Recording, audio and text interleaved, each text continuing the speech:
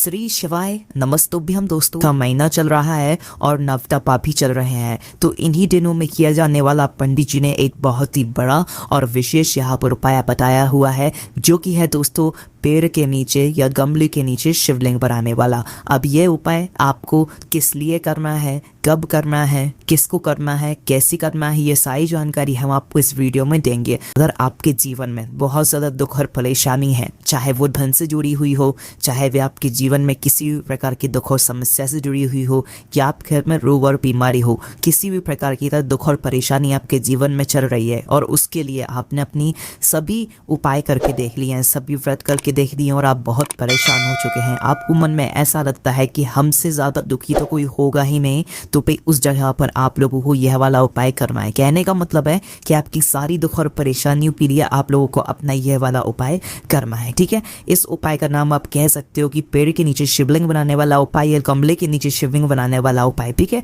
तो अब दोस्तों इस उपाय को करना किसको है, सबसे पहले आप लोग वो समझ लो। तो देखो, जो भी उपाय विशेष होते हैं उनको विशेष रूप से घर की बड़ी माताएं बहन ही करती हैं, तो इस वाले उपाय को भी घर की जो बड़ी माताएं बहन होंगी उनमें से कोई भी एक माता बहन इस वाले उपाय को कर ले, ठीक है। उसके बाद में दोस्तों अगर किसी कारणवश घर में माताएं बहनें उपस्थित ना हो तो फिर घर का कोई बड़ा पुरुष भी इस वाले उपाय को कर सकता है, फिर चाहे वो पुरुष ही क्यों ना हो, उसमें कोई भी दिक्कत वाली बात नहीं है। उसके बाद में दोस्तों इस वाले उपाय को हमें किस समय करना है, तो देखो इस वाले उपाय को आप उस सुबह के समय करना है, इस बात का ध्यान रखना। ये वाला उपाय शाम के समय प्रदोष काल में नहीं होगा, है ना।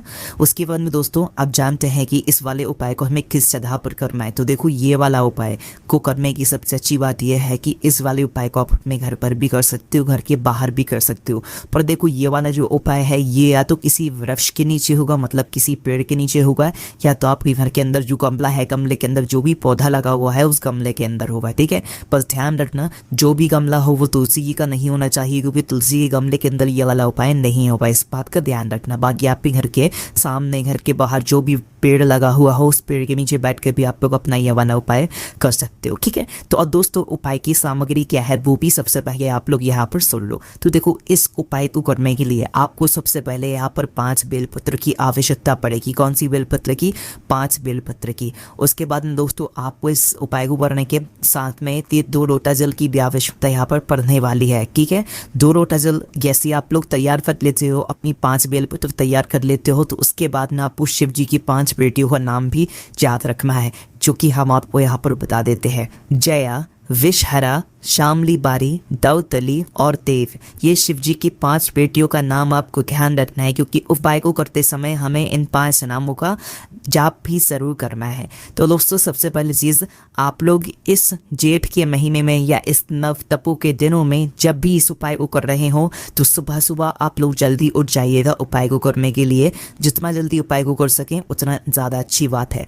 तो आपको करना क्या है, उठते से ही आपको सबसे पहले स्नान कर लेना है, शुद्ध हो जाना है, और शुद्ध होने के बाद ही आप लोगों को अपने उपाय को करने की तैयारी करना है। और दोस्तों इस वाले उपाय को घर में से सिर्फ किसी एक सदस्य को करना है, सभी सदस्य को करने की बिल्कुल भी जरूरत नहीं है। घर का कोई एक बड़ा मुख्य सदस्य भी अगर इस उपाय को अपने पूरे घर परिवार के लिए करेगा तो इस उपाय को करने का फल उसके पूरे घर परिवार को जरूर मिलेगा, ठीक है। तो करना क्या है दोस्तों, सबसे पहले आप वह जगह चुन लो जिस जगह पर आप लोग यह वाला उपाय करने वाले हो। 2 जगह हमने आपको बताई है, या तो कोई सा पेड़ ले लो, या तो आपकी घर में जो गमला हो वो ले लो, ठीक है। किसी भी एक जगह पर ही आप लोगों को अपना यह वाला उपाय यहाँ पर करना है, ठीक है। जहाँ पर भी आप लोग यह वाला उपाय करो, चाहे पेड़ के नीचे करो, चाहे बड़े पेड़ के नीचे करो, चाहे गमले में करो, तो वहां पर आपको एक पार्थिव शिवलिंग का निर्माण करना है। पार्थिव शिवलिंग का निर्माण कहने का मतलब है कि जहां पर भी आप ये उपाय कर रहे हो, पेड़ के नीचे चाहे गमले में, तो भाई आपको वही की मिट्टी से जो है एक छोटा सा शिवलिंग का निर्माण कर लेना है, ठीक है। क्या कर लेना है, एक छोटा सा शिवलिंग, वहीं की मिट्टी को थोड़ा सा ऊपर की ओर उठाकर आपको एक शिवलिंग वहां पर बना लेना है। जैसे ही आपका वह शिवलिंग बन जाता है, इसे हम पार्थिव शिवलिंग कहते हैं। तो इस पार्थिव शिवलिंग को आप लोगों को बना लेना है, चाहे पेड़ के नीचे बना रहे हो, चाहे गमले के नीचे बना रहे हो, किसी एक ही जगह पर बनाना है, इस बात का ध्यान रखना। जैसे ही आप लोग अपना पार्थिव शिवलिंग बना लेते हो, तो पार्थिव शिवलिंग बनाने के बाद आप लोगों को क्या करना है कि भाई आप जो अपने साथ में 5 बेलपत्र लेकर आए हुए हो ना, इस 5 बेलपत्र को क्या करना है, आपको एक एक करके शिव जी की इस पार्थिव शिवलिंग के ऊपर चढ़ाना है, ठीक है। है। अब दोस्तों यहाँ पर हमने आपसे बोला था कि आप शिव जी की 5 बेटियों को नाम लेना है, ठीक है।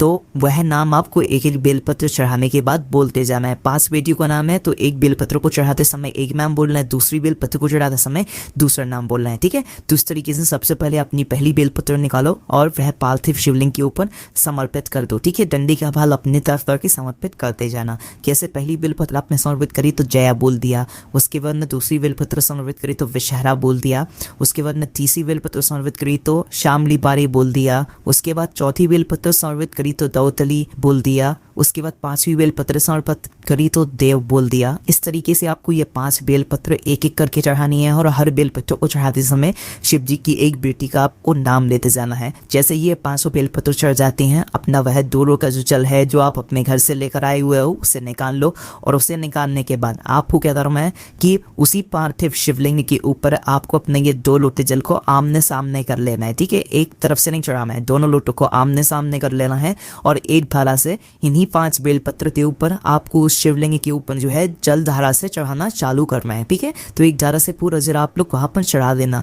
जैसे ही आपका जल यहाँ पर चढ़ जाता है तो दोस्तों हम यहाँ पर आपको एक बात और बता दें कि आपको अपने साथ में घी का दीपक भी जरूर लेकर जाना है, जो कि हमने आपको नहीं बताया है। तो घी का दीपक जो आप लेकर जाओगे यह है आप लोग आटे का दीपक लेकर जाओगे, ठीक है। मिट्टी का होगा तो भी चलेगा, कोई भी दिक्कत वाली बात नहीं है। गोल बत्ती का होगा और उसमें शुद्ध देसी राय का घी डालेगा, ठीक है। तो इस तरीके से आपको यह वाला दीपक तैयार करना है और दीपक को तैयार करने के बाद जो है आपको 2 लोटा जल चढ़ाने के बाद इस दीपक को उसी पार्थिव शिवलिंग के पास में थोड़ा दूरी बनाकर जो है जला देना है, ठीक है। और जलाने के बाद भगवान से हाथ जोड़कर एक बार अपनी वह दुख और परेशानी का स्मरण कर देना है जिसके लिए आप लोग अपना ये वाला उपाय कर रहे हैं। अगर आपकी कोई मनोकामना भी है ना तो आपको उपाय को करने के बाद आपको अपनी वह मनोकामना भगवान शिव जी से बोल देना है, ठीक। जैसे ही आप अपनी दुख और परेशानी या मनोकामना बोलते हो तो उसके बाद में आपको क्या करना है कि उपाय पूरा होने के बाद भगवान के दर्शन करने के बाद आपने जो अभी अपने 5 बेलपत्रों को चढ़ाया हुआ है,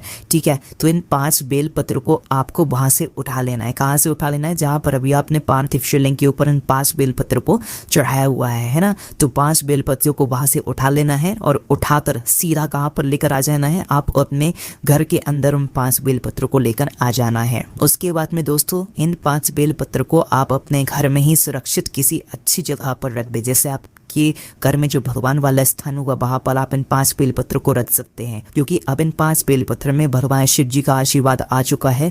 और जब तक यह 5 बेलपत्र आपके घर में रहेंगे आपके घर में कोई दुख और परेशानी नहीं आएगी। और आपने जिस दुख और परेशानी के लिए यह वाला उपाय किया होगा, तो जिस मनोकामना के लिए आपने यह वाला उपाय किया होगा, पंडित जी ने बोला है कि भाई 2.5 महीने का एक ज्यादा से ज्यादा समय है कि इस 2.5 महीने के अंदर आप लोगों के जीवन से सारी दुख और परेशानियां दूर हो जाएंगी। आपने जिस मनोकामना के लिए अपना यह वाला उपाय किया होगा आपकी वह मनोकामना भी पूर्ण जरूर हो जाएगा। इस उपाय को आप लोगों को एक बार ही करना है, रोज रोज नहीं करना है। जब भी करो पूरे मन और पूरे विश्वास से करना ताकि आपको उपाय को करने का फल मिल जाए। पंडित जी ने खुद बोला 2.5 महीना ज्यादा से ज्यादा होगा, बाकी 15 दिनों के अंदर ही आपकी दुख और परेशानी दूर होना शुरू हो जाएगी और आगे आपके जीवन में कभी कोई दुख और परेशानी नहीं आएगी। इस तरीके से आपको अपना यह वाला उपाय पूरा कर लेना है। बस दोस्तों ध्यान रखना कि हमने आपको जो 2 जगह बताई हैं उन 2 जगहों में से किसी एक जगह पर ही यह वाला उपाय होगा। या तो किसी आप पेड़ के नीचे ये वाला उपाय करना या तो किसी गमले के नीचे ये वाला उपाय करना, और वहीं की मिट्टी से ही आपको पार्थिव शिवलिंग बनाकर ही